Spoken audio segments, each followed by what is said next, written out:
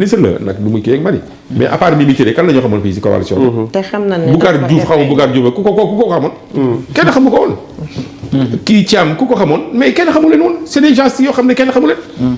ay ci honorable bu ñuy wax dafay mel ni. da ngeen bañ a bokk coalition yéen.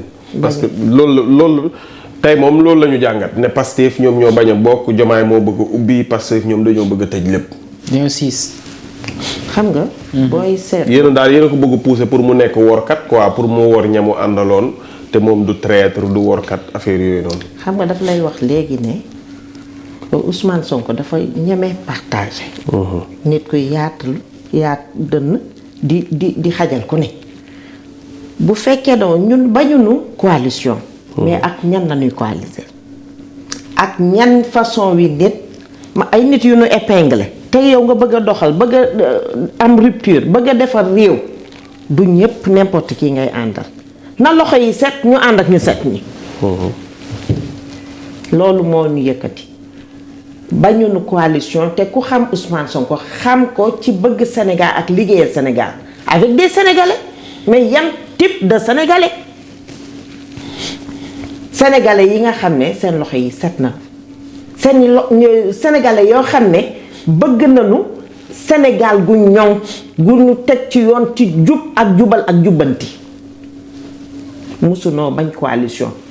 Codé wax na ko léegi coalition am na yu bare yu munu fànq lu munu yàqal ñun ñi ci avant législative ci élection communale. élection municipale yi. tey ci coalition boobu ñun ku mel ne ñun suñu commune Fann Point E Amitié. c'était avec les Khalifa Sall. mu ne ses membres lay reconduire. yàlla nattunu mu tombe maire ba fa woon. jëm si yàlla paala yàlla na ko yàlla yërëm. mu reconduire ko te boobu on avait notre candidat. ngeen bàyyi mu sedd. te ëpp leen doole. ñu bàyyi mu sedd parce que Sonko moo demandé loolu. kon nag ba mu yàgg séddale du tey. waaye tey danoo toll ci. luy am ak ku nu coaliser tamit Pastef moo koy jiite li nu am fii ci Pastef benn parti politique existé wu ci wax léegi lu ñu bëgg ak yenn façon nit yoo xam ne kenn xamul fu nu bàyyeeko ak lan mooy seen intention ak ña fi nekkoon lan nañ fi def ñooñu nan leen di xool personne par personne responsable par responsable bu fekkee ne coalition Diomaye boobu yan nit la. Ce sont des questions yoo xam ne ça nécessite des réponses. maanaam seen profil seen jaar-jaar. par exemple. ok. wax naa leen sànq de xaw ma lu tax bëggu leen maa dégg nag. weñ gu ñuul du ànd ak or. ñan ñooy weñ gu ñuul gi. yaa koy dégg. ñoom da ngeen yàgg ànd ak ñoom nag ba tey. d'accord mais on a ànd alliage la boo xam ne warul ànd. bu mënul teg tànk fii teg tànk fii. ngarale. weesu noonu foofu. te da ngeen koy dàq parti bi. ci côté boobu laa bëggoon a aborder ak ñoom. ci lu jëm ci acte yi nga xam te ne moom posé na ko. yan conséquences politiques nga jàpp ne mën na ko engendrer d'abord au sein du parti avant ñuy ñëw peut-être ci biir gouvernement bi. moom. acte yi mu posé. waaw maanaam assumé ne na coalition bi tey la ci gën a jàpp te nee na je ne vous trahirai jamais. waaw te gis nañu seen orientation parti jaare ko ci seen président. yéen fa ngeen mooy ne coalition bi faw ngeen restructurer ko moom nag loolu la dul dégg. waaw dan nga jàpp ne mën na ko jur comme conséquence politique. waaw léegi loolu nag choix la personnel. choix lay doon. boo xam ne conséquence. ndax mooy wane na ne rek moom dafa far choix bu mu def. ñu ne dañ ko ciy fekk si. waaye daal man ba fii ñu toll. ba avant-hier xaw ma kañ la nu sunu leader ne la cohabitation douce bi. fas na ko yéenee àndee. loolu na nu gëm. ba nuy wun leneen nag. ñu doxal leneen. Pastef mooy nit koo xam ne kuréel yoo xam ne parti boo xam ne la ngay def mën na la ca seetaan waaye boo jëlee décision di ko ci fekk si de léegi moom nag nan ngeen nar a dëkkee ak moom ci parti bi. cohabitation douce. ñun daal parti bi moom dafay bañ nga nekk membre ba pare dem bokk ci beneen parti. wala dem bokk ci beneen léegi day bañ loolu lan moo tax. moom ngeen mën ko accorder. donc ça veut dire que moom su nekkee dafay mooy xam nga responsabilité bi mu jëlal boppam. mais s'il s'auto-exclut yéen lan moo tax exclure il peut pas être membre de Pastef et être membre de la coalition. ça c'est pas possible. ah tey de wax na donc ça ko veut tey dire la gën a nekk ci biir que Pastef. règlement article numéro 2 du règlement du parti la ngay wax bokkul ak la ngay def. mu xamee bañ mais loolu nag c'est un constat mais Diomaye ñëwatul ci benn activité Pastef. léegi lu leen ko tey génne. Diomaye yow bu ñuy def suñu meeting huit kii bi sax ñëwul. suñu terrain meeting bi ñëwul boobu ñu ne par rapport ak feebar beek li nga xam ne. bon loolu la ñu wax mais en tout cas. il n'avait pas jugé Diomaye nécessaire bu mu faloo ba léegi ñëwul ci benn activité Pastef. ñëwul ci benn activité Pastef bu mu faloo ba léegi. depuis bi mu faloo ba tey. wallaay ñëwul ci benn activité Pastef te normalement militant la ba léegi. ah teewul ngeen jël ko def ko président d'honneur du parti. waaw mais ñëwul ma ne ñëwul loolu moom c'est un constat. c'est un constat. est-ce que tey exclusion buy am tamit c'est lui qui s'auto-exclut. ah oui. est-ce que tey mën nañu xaar. par rapport au règlement intérieur du parti. par rapport à la marche du parti. par rapport à la vision du parti su amee kenn ku siy génn moom mooy siy génn. mais comme lu suñu président wax ñun ñu ngi focus. wallaahi. lu jot yomb. actuellement nii ñu ngi liggéey suñu liggéey di massifier suñu parti suñu base. suñu base. Wallahi. On a des objectifs 10 000 cellules à installer en 2026. On a des objectifs 1 million de militants en 2026. ñun ñu ngi liggéey suñu liggéey sur le terrain liggéey nag àndul ak wax. ñeme nañu ko de terrain. mais gis nga liggéey bi fan lay feeñee mais su prochaine échéance yi di ñëw. ñu ngi leen di xaar. waaw dara duñu bett.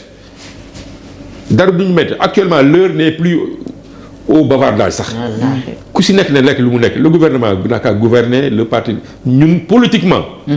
on occupe le terrain politique te ñun rek la ñuy gis ci terrain politique bi en tout cas Dakar bu ma maîtriser man.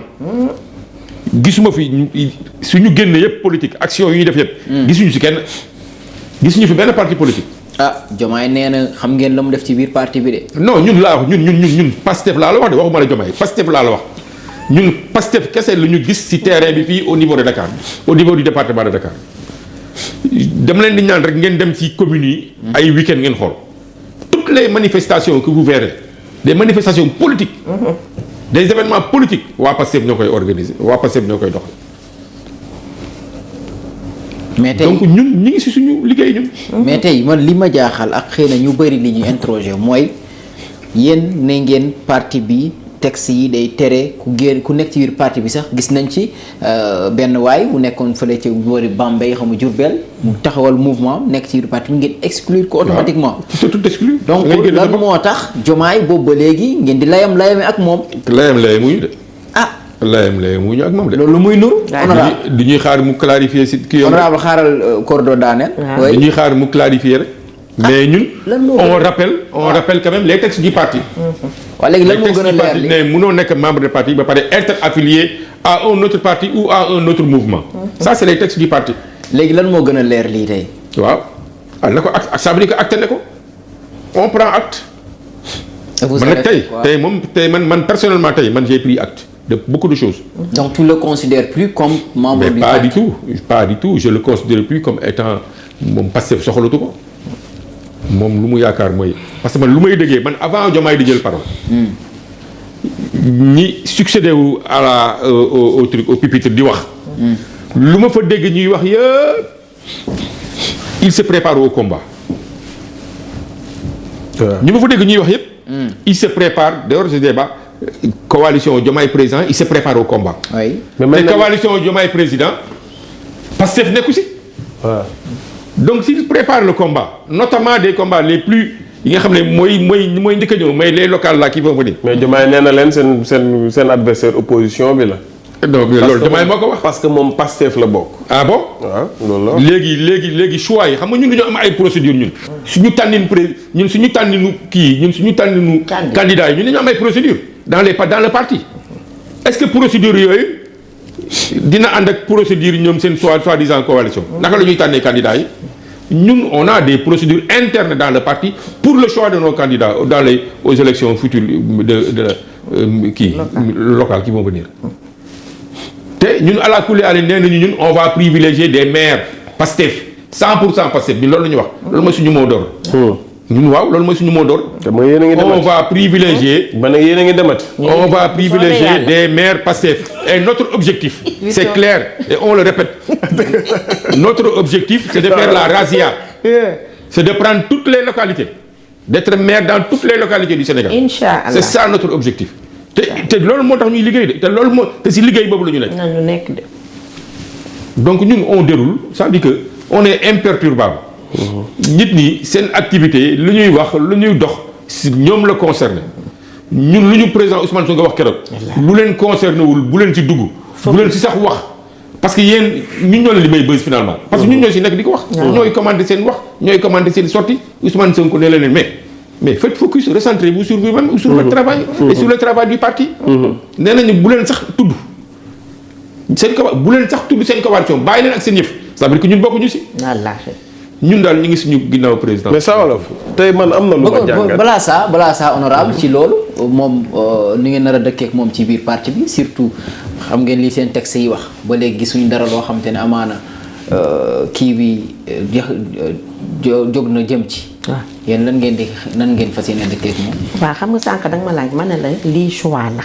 waaw ndax tey actam bii. waaw dafa wane assumé lu na bari. yéen a assumé wul. moom assumé na. waaw waaw léegi nag ñun de notre côté on va se concerter. réunion bureau politique bi. ñun lu ci nekk rek dañ koy teg ci yoon. dañu am kilifa am kuréel am fu ñu koy waxtaanee donc luñ ciy décider di ngeen ñu dégg suupa. du yàgg du yàgg. kon du yàgg mën nañu xaar ngeen. waaw nag clarification ngi na nga ko tuddee. tey leeral na boppam. wax na waaye ba tey sax leer bi du à 100% ndax nee na il est toujours Pastef. te ñun Pastef dafa àndul ak gàkk-gàkk. déedéet. wala da ngeen di xalaat ne bu ngeen ko dàqee parti bi mu dàq Ousmane Sonko primature. non loolu yox soxaluñu sax. safu na de. saxuñu loolu. loolu Ousmane Sonko sax nee na moom c'est le cadet de ses soucis. safu na de. c'est le cadet nekk premier ministre wala ñàkk nekk premier ministre. Ousmane Sonko nee na c'est le cadet de ses soucis. safu na. fu ko yàlla yemlee mu noonu. da ngeen di xam ne nag ay waa continuer Pastef liggéeyam ngeen toogal di de. dem continuer liggéeyam jublu ci liggéey bi xaar 2019 ay fan de terrain. xam 2020 ñun Pastef loolu na nu gëm. dara yëngalu nu ci. dàq moom bu dee dàq rek Ousmane xam nga kon du nekk une première ci dàq. kon saful. waaw mais am na benn mbir laataa may ñëw ci loolu saa dama ko bëgg a fàtte mais ñaar la benn bi moom mooy li tax ñu dàq